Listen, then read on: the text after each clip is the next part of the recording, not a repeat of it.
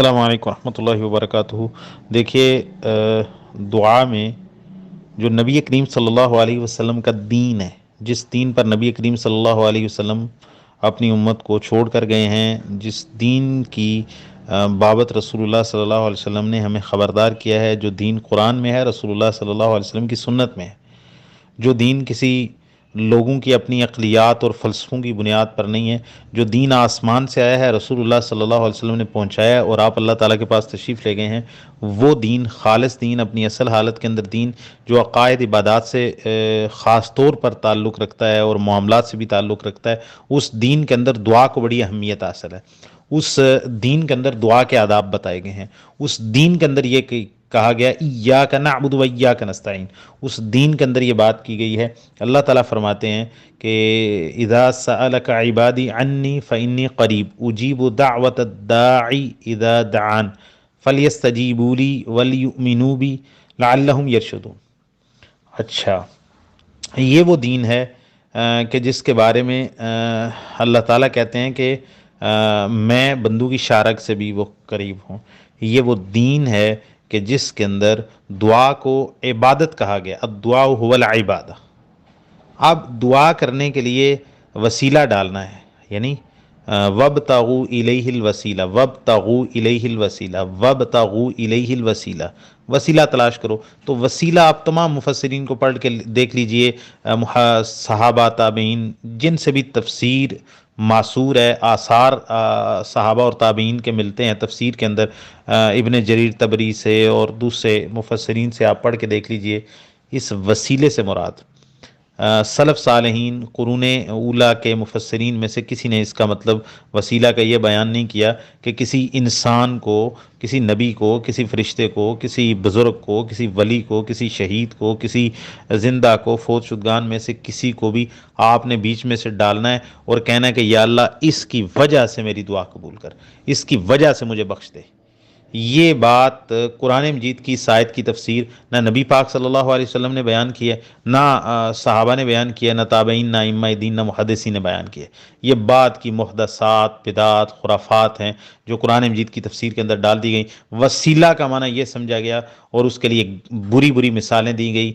کہ جس طرح چھت پہ چڑھنا ہے تو سیڑھی کی ضرورت ہے، اور کسی بڑے افسر سے ملنا ہے تو اس کی چپڑاسی سے ملنے کی ضرورت ہے، اور اس طرح کی عجیب و غریب قسم کی مثالیں دے کے عام عوام کو اور عام لوگوں کو سکتے کے اندر ڈالا اور ان کو پریشان کیا، شبہات کے اندر ڈالا، اور ان کے سامنے یہ بات رکھی کہ بھائی اللہ تعالیٰ سے اگر دعا مانگنی ہے تو پھر اس کے لیے آپ وسیلے سے مراد یہ ہے کہ آپ کسی انسان کو بیچ میں استعمال کریں، چاہے وہ انسان ولی ہو، کوئی شہید ہو، کوئی بزرگ ہو، کوئی نیک آدمی ہو، یا اللہ تعالیٰ کے محبوب ہستیاں ہوں، جیسے اللہ تعالیٰ کے پیغمبر ہیں، اللہ کے رسول ہیں، اللہ تعالیٰ کی کے جو ہے نا سب سے اللہ تعالیٰ کی محبوب ہستی جناب محمد رسول اللہ صلی اللہ علیہ وسلم کی ذات ہیں، تو آپ کی ذات اقدس کا وسیلہ ڈالو کہ یا اللہ اپنے پیارے حبیب جناب محمد صلی اللہ علیہ وسلم کی وجہ سے، ان کے واسطے سے، ان کے وسیلے سے، ان کے سبب سے، ان کے صدقے سے مجھے معاف فرما دے۔ اب دیکھیں، جذباتی بیانیاں صرف لینا ہو کہ ایک بندہ کہ دیکھو جی رسول اللہ کا وسیلہ نہیں ڈال سکتے، رسول اللہ کی بات نہیں کر سکتے، اگر یہ کہنا ہو تو ظاہر ہے جذباتی بیانیاں تو جذباتی تو عوام کو اس پر کیا جا سکتا ہے، لیکن سوال یہ ہے رسول اللہ صلی اللہ علیہ وسلم نے اپنی ساری زندگی میں ہزاروں دعائیں کی ہیں اور سکھائی ہیں۔ آپ علیہ الصلاۃ والسلام نے کبھی اس طرح کا وسیلہ، ذات کا وسیلہ سکھایا ہے؟ یہ صحابہ کو اس طرح کا وسیلہ سکھایا ہے کہ میری ذات کا وسیلہ ڈالو؟ دعا کا وسیلہ موجود ہے اور اس پر میں بات کرنے والا ہوں، جو سنن نسائی میں ایک حدیث ہے، ایک نبینا صحابی کی حدیث ہے، پھر سیدنا عمر رضی اللہ تعالیٰ عنہ، سیدنا عباس رضی اللہ تعالیٰ عنہ سے انہوں نے وسیلہ ان کا بارش کے لیے وسیلہ ان کو بنایا۔ تو مراد یہ ہے کہ وہ جتنی بھی حدیث ہیں جو حدیث صحیحہ ہیں، تو ان میں وسیلے سے مراد دعا کا وسیلہ ہے۔ تو جب نبی کریم صلی اللہ علیہ وسلم صحابہ میں موجود تھے تو آپ علیہ الصلاۃ والسلام سے دعا صحابہ نے کروائی ہے، اور دعا کا ہی رسول اللہ صلی اللہ علیہ وسلم سے وسیلہ ڈالا ہے۔ اور جو نبینا صحابی والی دعا آتی ہے، حدیث آتی ہے، اس میں یہ ہے کہ اس نے کہا ہے کہ یا اللہ میں محمد صلی اللہ علیہ وسلم کا وسیلہ ڈالتا ہوں، اور اس میں حدیث کے سیاق و سباق میں موجود ہے کہ رسول اللہ صلی اللہ علیہ وسلم نے اس کے لیے دعا کی تھی، تو گویا کہ وہ اس دعا کا وسیلہ ڈال رہے ہیں، ٹھیک ہے، اور آپ علیہ الصلاۃ والسلام نے ان کو یہ تعلیم فرمائی تھی۔ اچھا، تو بات یہ ہے کہ دیکھیں آپ اعمال صالحہ کا وسیلہ ڈال سکتے ہیں، جس طرح کہ صحیح بخاری کے اندر حدیث موجود ہے، 3 بندے غار کے اندر جو ہے وہ پھنس گئے تھے، تو اپنے اعمال صالحہ کا وسیلہ ڈالا۔ اللہ تعالیٰ کے اسماء حسنہ کا وسیلہ ڈال سکتے ہیں،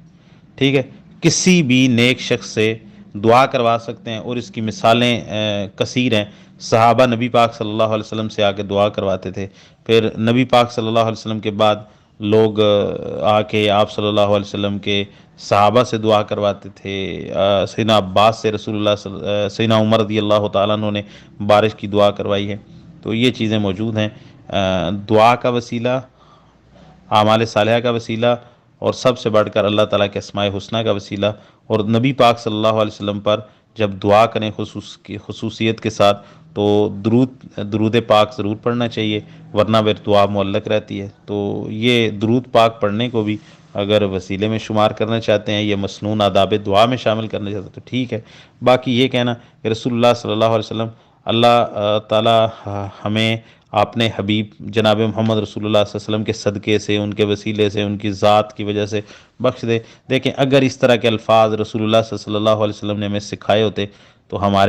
ہم سے زیادہ اس بات پہ کوئی خوشی کا اظہار کرنے والا نہ ہوتا، اور جب نبی پاک صلی اللہ علیہ وسلم نے نہیں سکھائے تو دیکھیں دین نبی پاک کا ہے، ہماری جاگیر تو ہے نہیں کہ ہم اس کے اندر آپ کو کوئی پیوند لگا کے دے دیں کہ اللہ اور اس کے رسول نے نہیں سکھایا، اللہ اور اس کے رسول نے نہیں بتایا۔ لیکن چونکہ لوگ جو ہے وہ اس بات پہ جذباتی ہو جاتے ہیں، لوگ اس طرح کا فتویٰ لگا دیں گے، یہ کہ دیکھیں جی یہ وسیلے کو نہیں مانتے، رسول اللہ کے وسیلے کو نہیں مانتے، نعوذ باللہ یہ رسول اللہ کے ہی منکر ہیں، وہ یہ تو نبی کو ہی نہیں مانتے۔ اس طرح کی جاہلانہ باتیں لوگ کر دیں گے۔ جذباتی قوم ہے، علم سے تعلق واسطہ کوئی نہیں ہے، اور ہمارے جو مذہب کے بیوپاری ہیں انہوں نے علم سے تعلق بننے بھی نہیں دیا، اور وہ آگے بننے بھی نہیں دیں گے، کیونکہ علم سے تعلق بن گیا تو پھر تو ظاہر ہے معاملہ خراب ہو جائے گا، دکانداریاں نہیں چلیں گی۔ تو بہرحال جو بھی کوئی کہنا چاہے،